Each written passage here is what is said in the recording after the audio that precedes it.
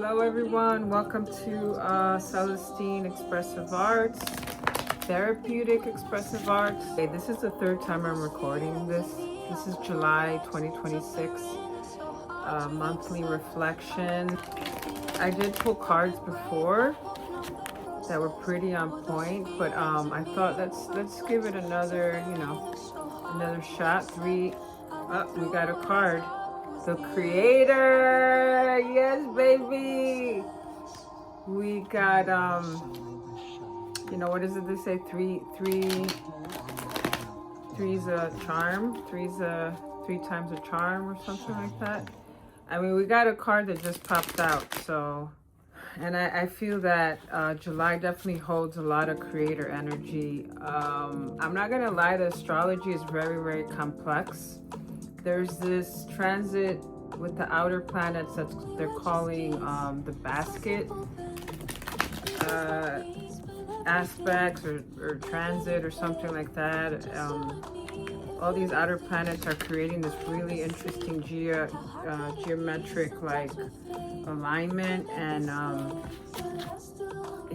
I'm just a novice. I'm a student of astrology. I'm not an expert, so I'm not even going to try to break it down for y'all, but I'll give you a brief overview at the beginning of the reading. But let's continue. I think I'm going to pick three main cards, and then I'll pick some clarifying cards, or let's see if some other cards pop out. I like it when they pop out because there we go. This is way too much.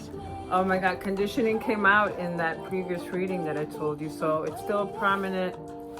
It's definitely a prominent theme still, and conditioning has come up before in other previous readings as well. So we're still working with dissolving a lot of that conditioning, trying to become aware of and release so that we can become these creators, the creators of our lives, of our destiny. Let's see, one more card.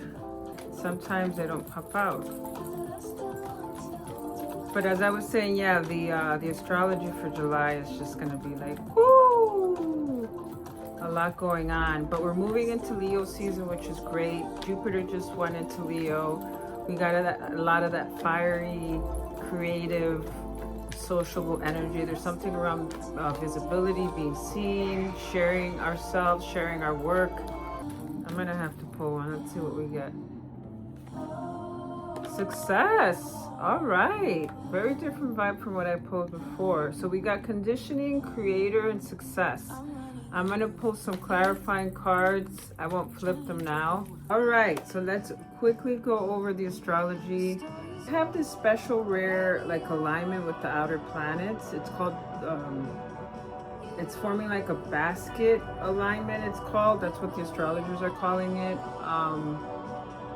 And it involves Jupiter, Pluto, Uranus, and Neptune. And so this is like a major collective signature that it's a pretty significant turning point, collective turning point that's going to be touching all our personal lives in some respect. But also in the larger arena, you can expect some major pivots or changes or announcements or something like that. But July 7th, we have Neptune going, we have certain planets going retrograde. We have Mercury that's currently retrograde, but then we have Neptune and Saturn going retrograde in July. So Neptune going retrograde on July 7th opens up a longer season of emotional and spiritual review. So again, when planets are retrograde, it's an opportunity and really a gift for us to pause and to review and reflect and reevaluate things before we move forward again.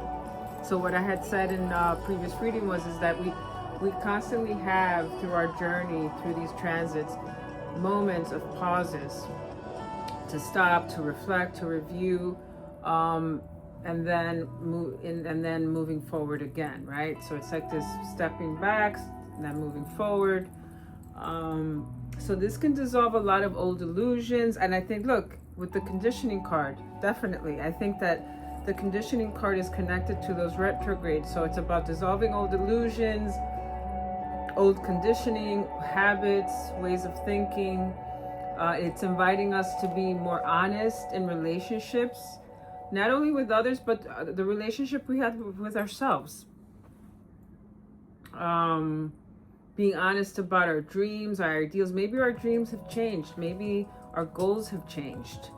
And then so it's like confronting that and being honest with ourselves, and which isn't always easy, because we get very attached to the things that we want, especially if we invested a lot of time, energy, money. But it could be a good thing. Maybe something new will come out of that, right? You could be surprised what comes out of that. So not being careful with like escapism, like escapist tendencies, or being too idealistic. So July 9th, we have Venus moving into Virgo, and that brings more of this discerning energy that we need maybe to sort things out. Grounded tone, again, to relationships, to creativity, to pleasure. It highlights what is actually supportive. So maybe part of this review that we're doing is like trying to sift out what is supporting me and what is not. Maybe these dreams aren't supporting who we are now, because we are constantly evolving and changing. The same thing with our relationships. Maybe you've been in a relationship and your needs have changed, your values have changed, and perhaps now you're not aligned with this person that you started this journey with. Or maybe it doesn't mean that there has to be an ending. Maybe there just has to be also within that relationship and dynamic, there has to be something that shifts. It says here, it highlights what is actually supportive, workable, again, so maybe there's certain things that can be worked out and aligned in our everyday lives. Because Virgo kind of rules that, right? Virgo is more about like practical things. We have the new moon that's happening on the 14th. I think the new moon is happening in Cancer. And Cancer, as I've shared before, is a sign that rules the home, family, security. It's a very nurturing energy. So being that this new moon is entering, is in Cancer, it definitely marks like a fresh emotional cycle in regards to those aspects in your life. It's a quieter kind of reset point for intention. So that really also supports the retrograde energy of reviewing and reflecting and reevaluating things. New moons invite us to go inward, to listen more deeply and plant seeds for what we're ready to grow next.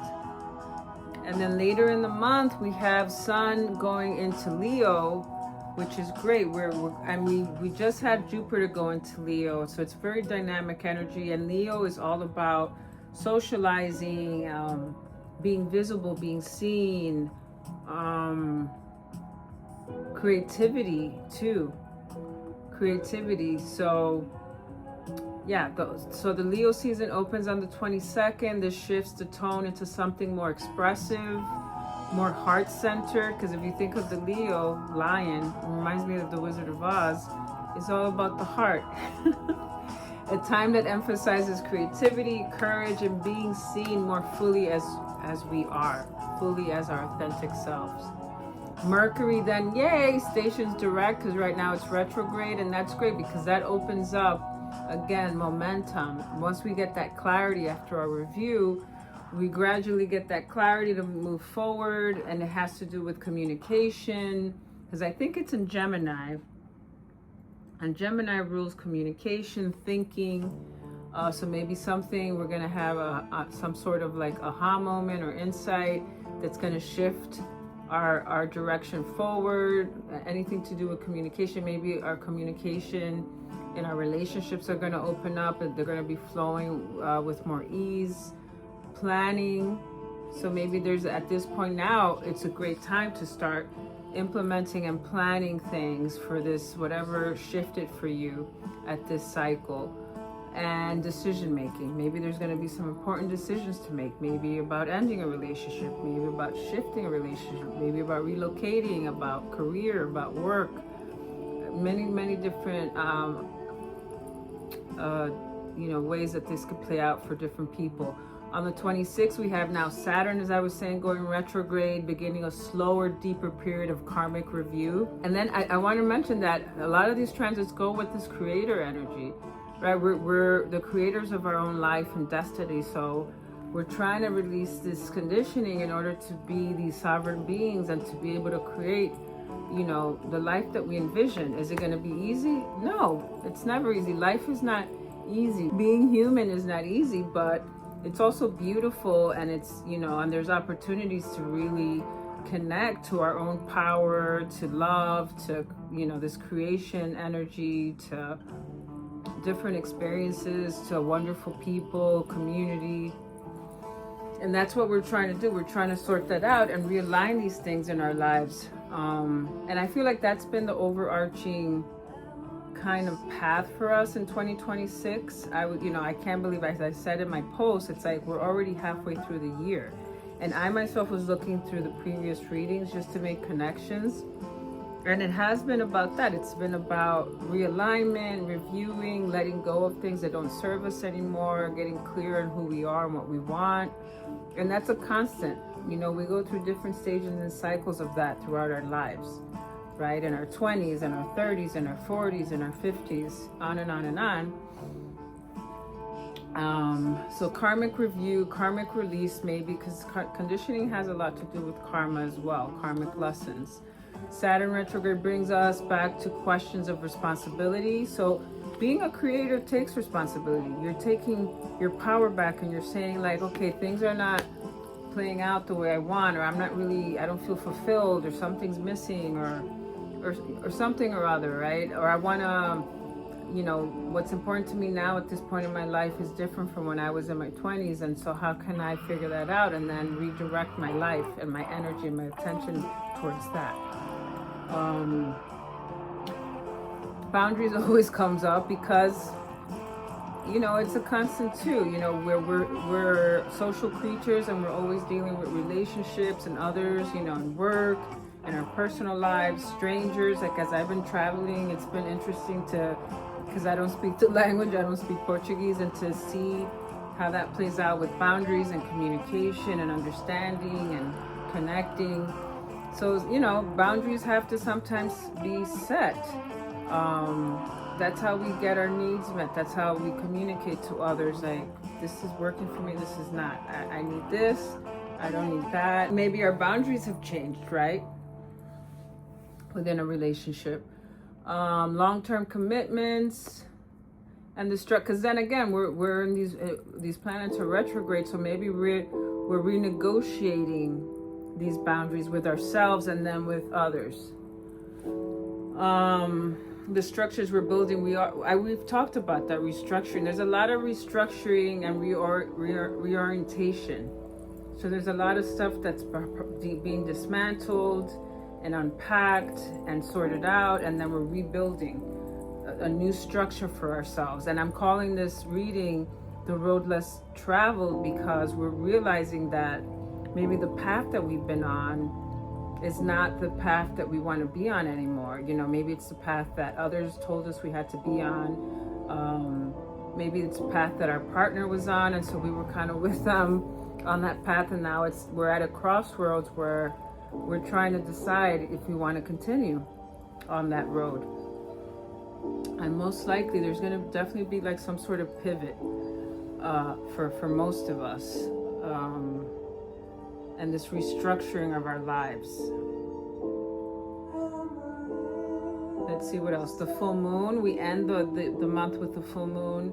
I think the full moon is in Aquarius. Aquarius is a very revolutionary, innovative sign. It's about community. Aquariuses love bringing people together. They march to the beat of their own drum. They're very eccentric, very in their own kind of, on another level of understanding and perspective. Sometimes, but yeah, very ahead of their time. So the fact that we have this full moon in Aquarius is going to be interesting. It brings things to a head. There's going to be some really deep revelations, emotional turning points, as I was saying, some sort of pivot, and some major releasing. So major releasing. And again, the releasing is also like we do it in stages and in layers. I know I've been talking about releasing, I think, since the beginning of the year, but it is. It's like we're constantly releasing. I mean, if you think about it biologically, like we're constantly releasing, shedding cells, shedding our skin and shedding cells. So technically, I don't remember the whole time span, but we're like a whole other person by the next day because we're constantly, our body is doing all these automatic beautiful things to sustain us. And so and if you think of nature, you know, and use that as a metaphor, nature's constantly shedding and releasing, you know, and growing and regenerating and then shedding and releasing. And so we're the same as well.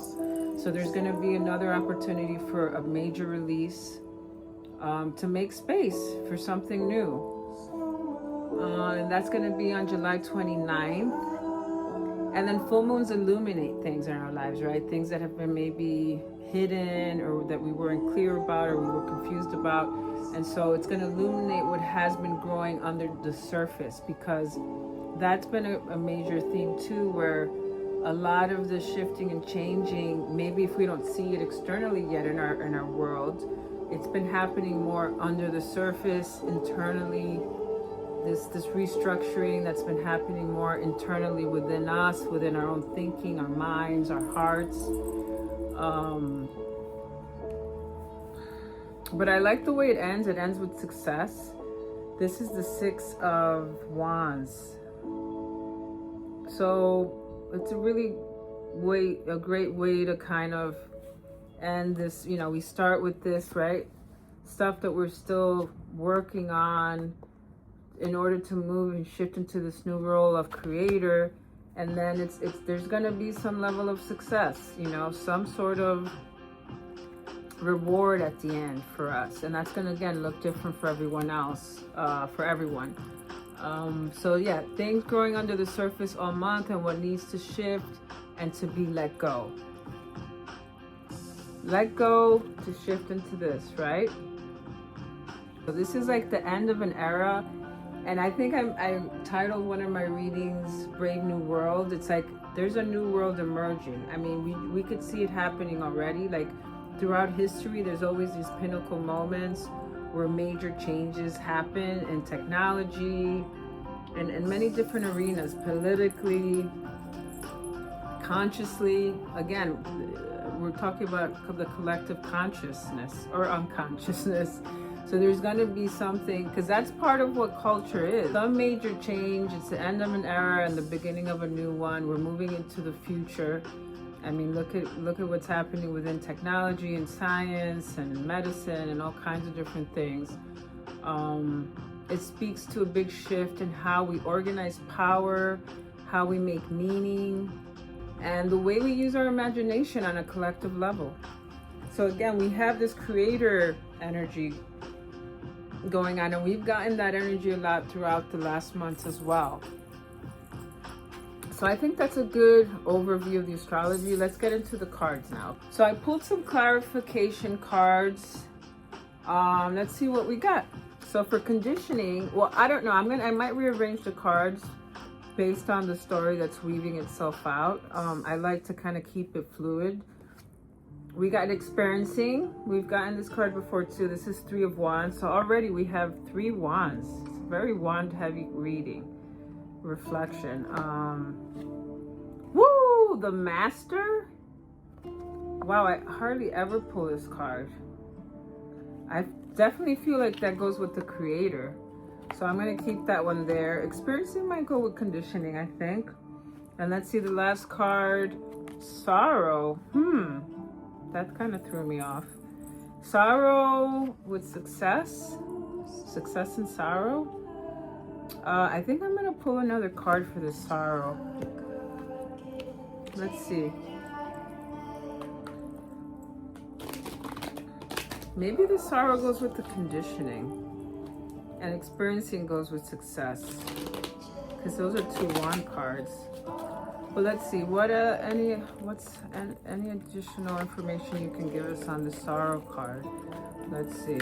Whoop, there we go. Maturity. Maybe the sorrow we've experienced has led to maturity. I'm going to place these with conditioning, and I'm going to move experiencing with success. And I think this is our reading. So I'm going to give you an overshot of the cards so you have the visual. Let's start with conditioning. And I've shared this card, the meaning of this card before, and we can look at the image and see that this lion has grown up thinking it's a lamb. And that, I think, applies to us in different ways, where depending on our culture, the environment we grew up in, our own family structure, our relation, our own psychological makeup, lived experiences, that maybe we were conditioned to take on a certain role that wasn't really our true self. So it's about seeing and outgrowing the old story, right? The story that probably wasn't even ours to begin with, that was written for us, that was handed down. If we think about intergenerational trauma or intergenerational patterns as well, that happens. And these are unspoken things. These are things that happen in the unconscious, right? Based on our relationships with our caregivers, within our families, within our communities. And as children, we are wanting to feel loved and belonging in order to survive. And so soon, based on our experiences, we take on different ways of being and operating in the world in order to get those needs met. So a lot of those times they're maladaptive ways of being, probably inauthentic ways too, right? We kind of go against our true nature. We kind of abandon ourselves for the sake of survival. And so we have to look back at those stories and back at those dynamics and patterns in order to become aware of the conditioning, in order to be able to change it. And then it's also about remembering who actually holds the inner flame. We do. Right? This is the creator. We are the creator of our lives. Maybe at a particular point when we were children and we were innocent and we didn't have the power, because we depended again on these adults and these systems to take care of us. So, but now we're adults, and so we can take that power back and rewrite the story and remember who we are. So it's not about becoming someone new. Maybe so, because we're older and we've had so much different experiences, but it's also like this homecoming. It's almost like coming full circle and going back to, and remembering who you truly are, and then letting life be lived through you and not performed by you. Because sometimes with conditioning, I think that it becomes this inauthentic way of moving in the world. And so it's almost like this performance, right? This mask we wear, this persona that we create. And maybe that's what the success card is about too. It's not like this material success. It's not the common mainstream definition of what success is. Maybe success is just like regaining that sovereignty and that authenticity. And that is a level of success in itself. Because success, I think, it's like about feeling fulfilled and being aligned with your values and your beliefs. And maybe we're reevaluating that and trying to get clear on what those are. Not values that were handed down to us. All those rigid ways of viewing life are kind of dissolving, and we're being able to see it from a more expansive way, a more mature way. Letting go of that conditioning maybe comes with sorrow, because we have to confront ourselves and we have to realize maybe all these years that maybe we abandoned ourselves, all these years that we compromised and overfunctioned and stayed in a relationship that wasn't fulfilling. So conditioning speaks to internalized roles. Again, these are internalized things. Expectations. Maybe expectations you have aren't for yourself, these high expectations, or maybe expectations that others have for you. All the shoulds, right? And we've talked about that before too. Feeling like you have to be something for others. Imbalanced way of operating when you're always the one kind of carrying the relationship, the emotional labor of relationships. Many, many different scenarios. But with that comes sorrow, right? That's the clarifier. You know, we get at this point where confront the grief of realizing how much of our lives has been shaped by fear, by duty, by expectations. And so there's this old heartache maybe, and maybe disappointment. Maybe disappointment when we realize that some of our relationships have been built on these false internalized roles and expectations and shoulds. And with that maybe comes loneliness that sits underneath all these patterns, because perhaps we have to, again, we were talking about restructure, we're going to have to let go of some of these relationships. You know, you can attempt initially to try to do the work within them and have these, you know, have open communication with the other person or people. And then, but it's not our responsibility for them to meet us where we are. And sometimes other people, they're on their own path and they're at their own, you know, they're within their own timeline of development. And so sometimes they're not able to. And so that means that we have to take the responsibility of then deciding, well, you know, I have to end this. And initially there might be this loneliness that comes from that. And I think that that's what the Sorrow card is. That's the Nine of Swords. So there might be some releasing, and releasing comes with tears, right? There might be some crying. Crying is very cathartic, and it's helpful to move a lot of that sorrow and energy out of your body. A lot of, again, these conditioning, these masks, these facades cracking. And then there's grief around that, of letting go of this old version of ourselves. You know, at one point I was like, oh, there was regret, or there was like, I wish I could have known better, but you didn't, and that's okay. You have to be compassionate with yourself and forgive yourself, and eventually, when the time feels right, forgive others, and then refocus that energy on what you're trying to create. You know, like, yes, you know, and I think that everything, you know, yeah, of course, if we knew better, we would have done or chosen differently, but that's the whole point. We didn't. You know, and then this is about coming to that realization, and so it's a good thing, coming to that realization and to coming to that level of awareness where you're able to finally accept the truth about the, you know, who you've been up until this point, the choices that you made up until this point. And now with that awareness, you're able to make different choices for yourself, healthier choices that are loving choices for yourself. And that's where the maturity comes in. Maturity comes in, and it's the clarifier too, right? I pulled this maturity card to clarify the sorrow, because I wasn't really quite understanding how that related to the whole spread. But now it's making more sense. And so it's like we become these more integrated people, right? So this new self is emerging from the grief. And that's part of life, where we have to go through some painful situations, painful experiences, in order to gain this maturity. An inner adult who can hold the pain without collapsing into it. That's another thing too, right? So it's like allowing yourself to feel the sorrow without falling into this victim mentality, victimhood, you know? Readiness to make different choices, as I was saying, rooted in wisdom rather than reaction. So there's something around not reacting. We feel pain, the real quick instinct is to not feel that pain. And so something that happens is that we focus our attention outwardly, and we want to react, right? We kind of want to discharge that energy and project it out onto someone. We can blame the past. We can blame the person who hurt us or betrayed us. We can blame ourselves. We can blame, you know, the higher power, whatever you consider God or the divine, and instead it's like not falling into that reactive energy, and yes, allowing yourself to feel the sorrow and the grief. And then once that moves out and you're able to release that, then moving into more of this creator master energy and saying like, okay, now how do I want to move forward? Who do I want to be? How do I want to deal with this situation? I want to deal with it differently. But alongside the sorrow is maturity, in the sense that we're ready to hold the truth of our experience and begin choosing from a more grounded, integrated place. And then we move on to the creator, which is a very integrated individual, right? Archetype. With the master, this is like self-mastery.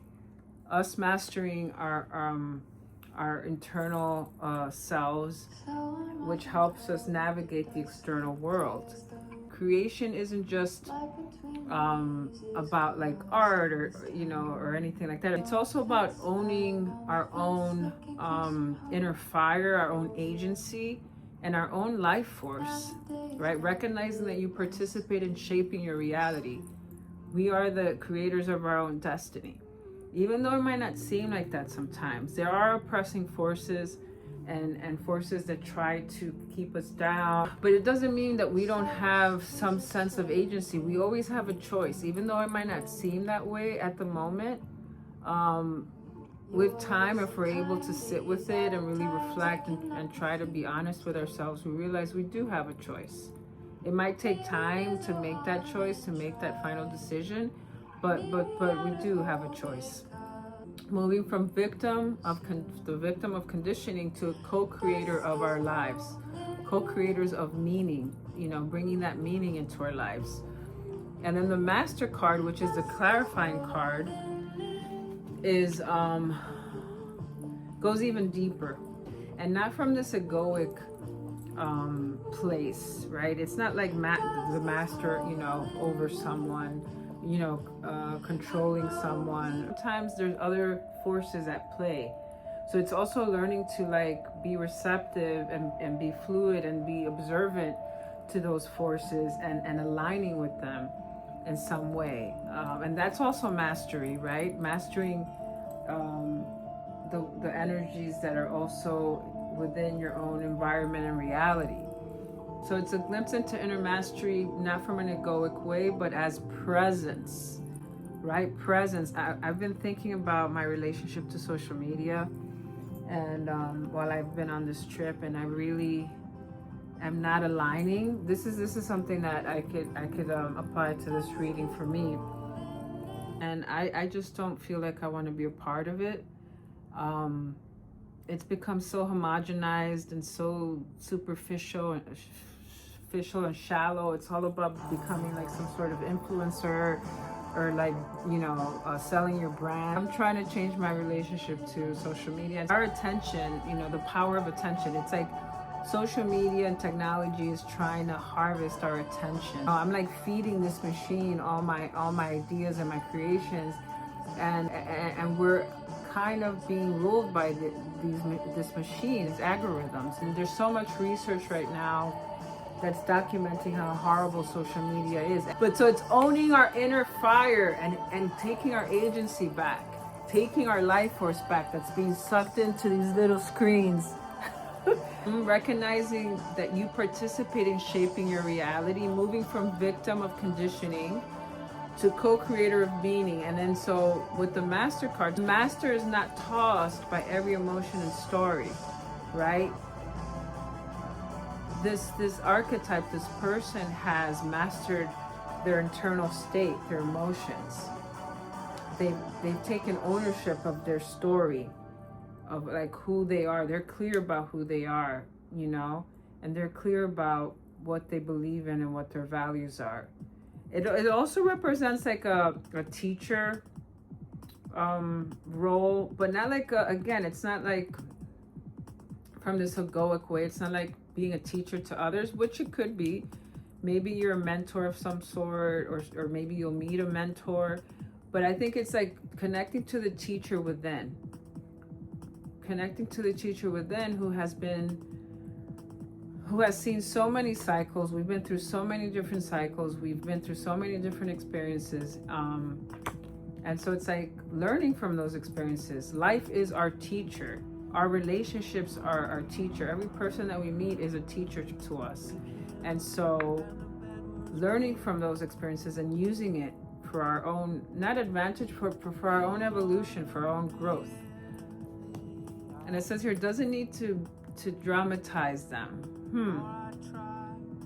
So again, it doesn't have this very like performative element. It's not this very dramatic thing. It's very, very like just, I think someone who has achieved self-mastery is the opposite of what you think that would be. Like they're not like showy, and they're not like loud, and they're not, you know, they're not trying to command, you know, the space or command their relationships or take control of things. It's the opposite of that, if anything, right? Because when you're sure of yourself, when you're really sure of yourself, and you've mastered your own conditioning, then you don't really need, it's like, what's the point of doing all that other external stuff? So from that place of maturity, we move into the creator, the part of us that remembers who we are, not just shaped by our past, right? We don't, again, because that's what being a victim is. It's like we allow our past experiences to shape us and to narrate our story. And we're like, no, I'm taking ownership of this now, you know? So it's not dictated by the past. We are also shaping it. We can remold it and reshape it, and, you know, and the master clarifies this point by connecting us to our inner wisdom. And it's, again, it doesn't do it by rushing, by having to prove anything. It's a very quiet knowing, right? When you don't have anything to prove, then, you know, if you're trying so hard to prove something, then I feel then you haven't like mastered your emotions. You haven't mastered yourself. You're not really clear on who you are. And I include myself in that. And it's an ongoing process. It's an ongoing thing that we're working on, right? To try to get closer to that. And it's lifelong. This isn't about controlling life. It's about being in conscious relationship with it. Remember that. So now we've reached success. Yay! And also another thing I want to mention about success, we think that somehow we reach success, maybe something really, we reach an accomplishment and we think that that's it, that's the end of the road, and it isn't. Yes, we have this one success, but then again, life is highs and lows, right? We have moments of success and accomplishment and achievement, and then there's going to be times of sorrow, right? There's going to be times that we're going to be challenged and things don't go our way. Failure is a part of that too.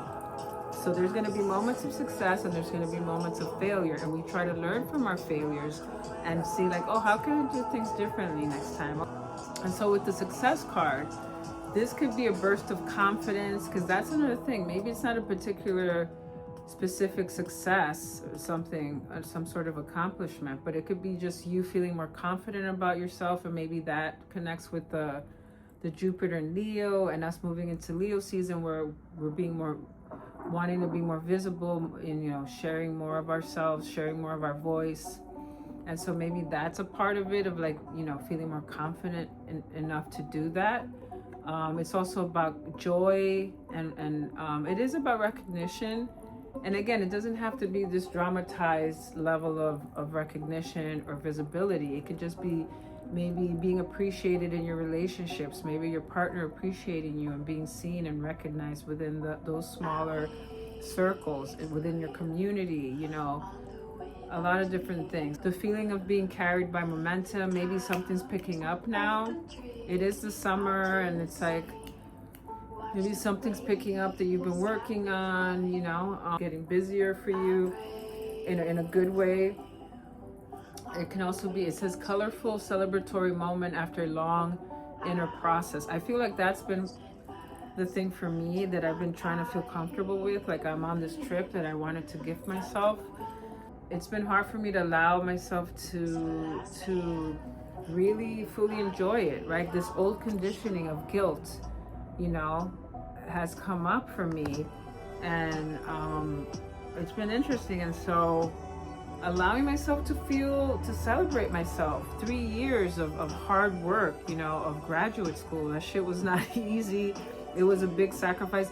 Even this trip, something I want to mention is, even this trip, like, this is a big financial sacrifice for me. I don't come from money. I don't come from wealth. I've always worked hard. I'm a working class person. I come from a poor upbringing, and so like this, and maybe that's where the guilt comes from, where I have to, you know, be okay with that and be like, you know, and acknowledge like this is a big sacrifice for me. And so since it is, I'm gonna fucking enjoy it. And knowing that, again, like I'm gonna have success, I'm celebrating, but then I have to go back home and I have to work hard and I have to, you know, the output, you know, either financially or energetically or whatever, I have to then now start regenerating that within my own life, right? There always has to be some sort of balance. And so the feeling of, yeah, so the celebratory moment, so maybe there's some sort of culmination for you that you're now, you get to celebrate after a very long journey. Maybe it's the celebration of finally releasing some of this conditioning, and then once you've gone through the sorrow, it's like, now I'm gonna celebrate and give myself some love and some give myself a break, or take some time off, or, you know, it could be simple things, you know, it doesn't have to be like traveling abroad or, you know, or whatever. It could be like taking a road trip, going to the spa, getting a massage, taking care of your body, you know, doing something really nourishing for yourself, spending time with the people you love that make, you know, that you enjoy being around, laughing and sharing pleasurable things together and celebrating together. This is the summer, so it's like, this is a perfect time. So experiencing, I think, goes perfectly with that. This is the clarifying card, and it grounds us. It's reminding us of what true success really means. And maybe it's about redefining that for us. What is success? What does being successful really mean? It doesn't have to be this cookie cutter, you know, version that you see everyone flaunting on social media, all these big influencers or whatever.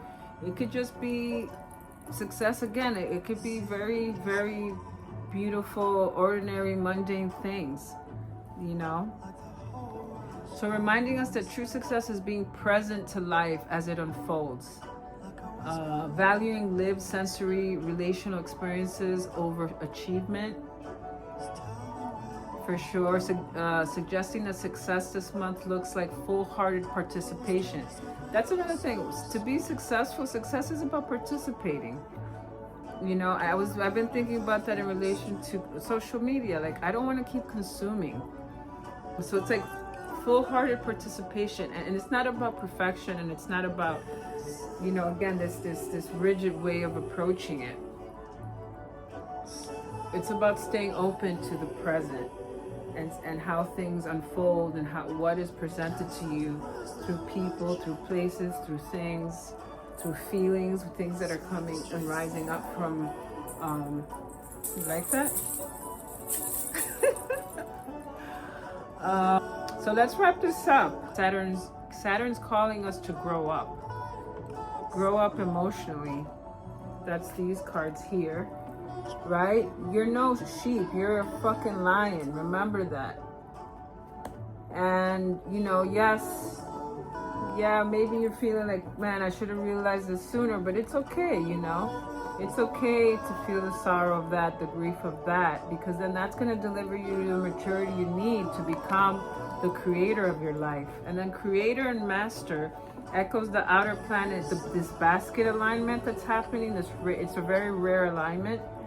And it's remembering your part in the larger, you know, scope of things on this more like grander level, you know, and shifting that and realizing that you're a big important part of this universe and this cosmos and how everything is unfolding. And so take your rightful place, you know, without being swallowed by everything that's going on or other people's demands or expectations, you know. And then success and experiencing mirrors the new and full moon cycle and the Leo season, a more visible, embodied, heart-centered way of being. There you go, people.